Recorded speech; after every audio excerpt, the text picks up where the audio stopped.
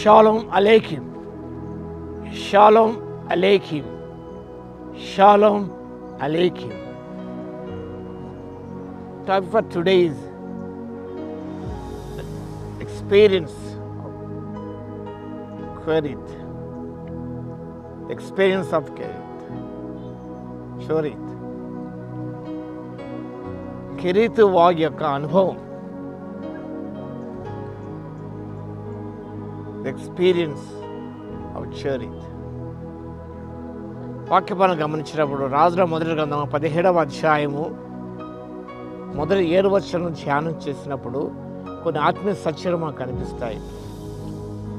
అంతటా గిలాదు కాపురస్తుల సంబంధియకు తిష్బీయుడని ఏలియా అహాబుని దగ్గరకు వచ్చి, ఎవని సన్నిధిని నేను నిలబడి ఉన్నానో ఇశ్రాయేలు దేవుడైన ఆ యెహోవా జీవము తోడు, నా మాట ప్రకారము గాక ఈ సంవత్సరంలో మంచైన వర్షమైన పడదని ప్రకటించెను.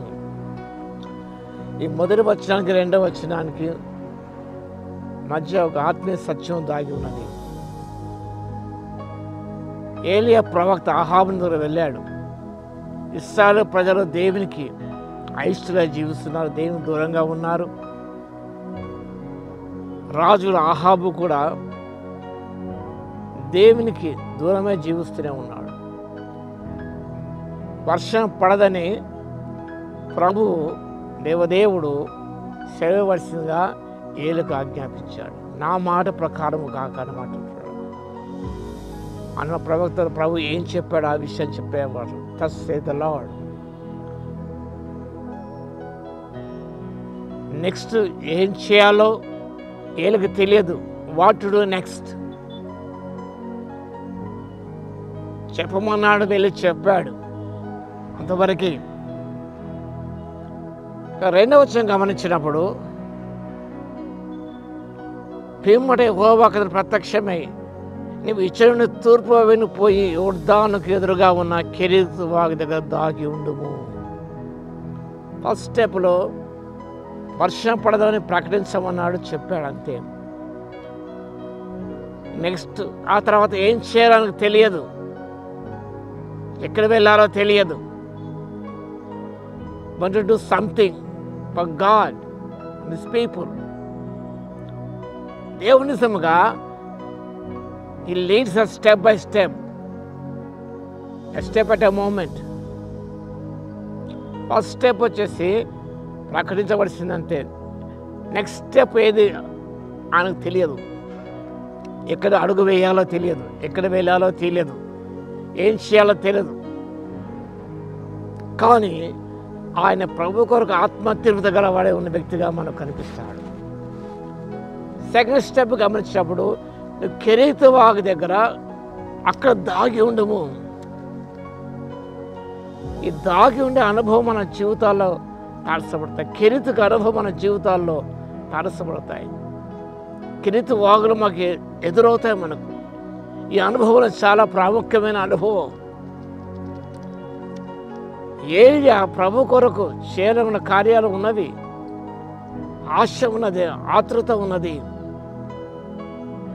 ఆర్ద్రత ఆయనకు ఉన్నది. He wanted to do something for the Lord, for the people of God. కానీ దేవుడు వచ్చేసి నువ్వు దాగి ఉండమంటున్నాడు. A time to hid himself. కెరీత్ అనగా కట్ ఆఫ్, సపరేషన్ అర్థం, ఐసోలేషన్ అర్థం. అందరిని దూరమై, స్వజనాంగం నుంచి దూరమై ఆయన ఒంటరిగా కెరీతు వాగు దగ్గర దాగి ఉండాలని దేవుడు సెలవిచ్చాడు. ఈ కెరీతు అనుభవం మన జీవితంలో ఎంతో ప్రాముఖ్యమైనది. గమనిస్తే చరిత్ర జాన్ బనియన్ అంటే మనకు గుర్తు వస్తుంది. బైబిల్ తర్వాత ఎక్కువగా ఆదరణ పొందిన పుస్తకము ద పిల్గ్రిమ్స్ ప్రోగ్రెస్, యాత్రికుని ప్రయాణం. ఈ మహాకావ్యం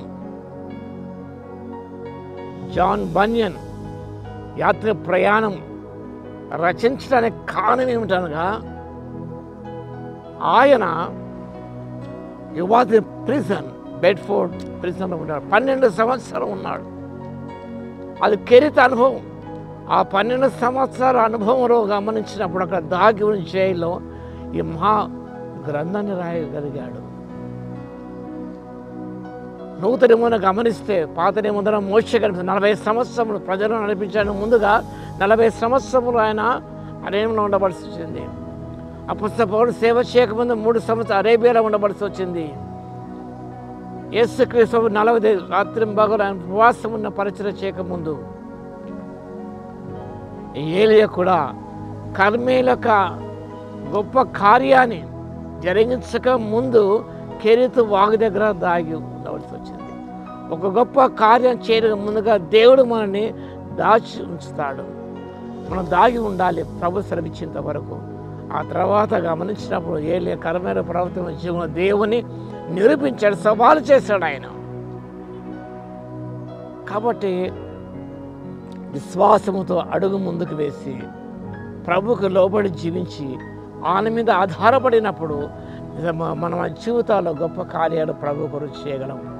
కాబట్టి కెరీతు యొక్క అనుభవం నీ జీవితంలో ఉన్నట్టయితే దేవుని స్తోత్రాలు చెల్లించు. ఏదో చేయాలనుకుంటున్నా దేవుడు కొంచెం ఆపుతాడు, నేను తన చేతిని దాచి ఉంచుతాడు. సమయం రాగా నేను బయటికి రమ్మంటాడు, బలముగా వాడుకుంటాడు. అలాంటి కృప దేవుడు అందరికీ దయచును గాక. ఆమెను స్తుతికి పాత్ర మహోన్నతుల మీకు వందనాలు, స్తుతి స్తోత్రాలు తండ్రి. కెరీతు యొక్క అనుభవంతో మా జీవితాల ప్రభావం పొందుకునే కృప దయచేయండి. ఒక గొప్ప కార్యం చేయడానికి ముందుగా మీరు తండ్రి మమ్మల్ని దాచి ఉంచే దేవుడే ఉన్నాడు. కాబట్టి మీ స్తుతి స్తోత్రాలు. ఆ సమయమంతా ప్రభావం మీ మీద ఆధారపడి తండ్రి నైనా ముందుకు సాగుటకు మీ చేత వాడబడకు కృపను ఇవ్వగలదు. మీ స్తోత్రం వాక్యం ప్రతి బిడ్డను దర్శించి దీవించమని యేసయ్య నామమున ప్రార్థించి వేడుకొస్తున్నాము తండ్రి. ఆమేన్. మన తండ్రి అయిన దేవుని యొక్క ప్రేమయు మన ప్రభువును రక్షకుడైన యేసుక్రీస్తు యొక్క కృపయు పరిశుద్ధాత్మని కన్యుని సహవాసము మనందరికీ సదాకాలము తోడై ఉండును గాక. ఆమేన్.